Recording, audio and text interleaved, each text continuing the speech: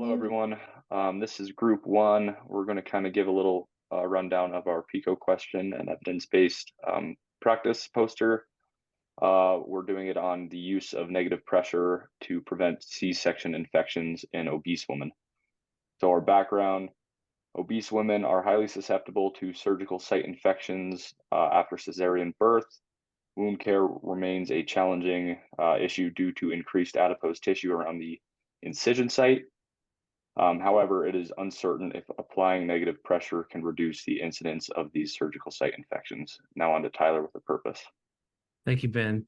The purpose in our PICO question was in obese women with cesarean section, what is the effect of negative pressure wound therapy compared to usual care on the SSI? Now I'm going to pass it on to Erin with the methods. Thank you. So evidence for this project was sourced from the Accumulated Index in Nursing and Allied Health Literature and PubMed using keywords negative pressure wound therapy, surgical site infection, cesarean section, obesity, wound dressing, and randomized control trial.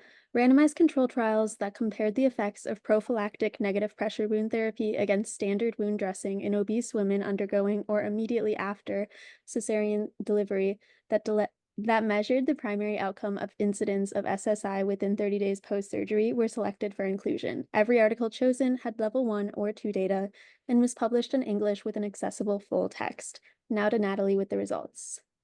Thank you, Erin.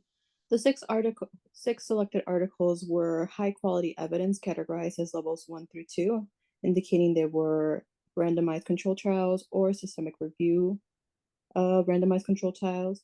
Most studies noted a significantly lower incidence of SSIs when using negative pressure wound therapy than standard dressings. Only one study did not observe any statistical difference between the two groups. Now on to Laura with discussion. Thank you, Natalie. There's compelling evidence that providing NPWT reduces the likelihood of SSI. Wound care nurses should consider offering prophylactic NPWT for better patient outcomes. The project limitations include one potentially outdated article, practice variation, and focusing on a single outcome. I'm going to pass the mic to Kylie, who is going to do conclusion. Thank you, Laura.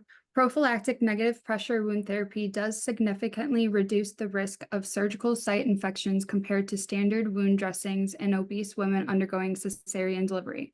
Future studies should include larger, more diverse populations and consider different types of devices as these may impact effectiveness. Investigating the optimal duration of application and exploring cost-effectiveness analyses will provide deeper insights.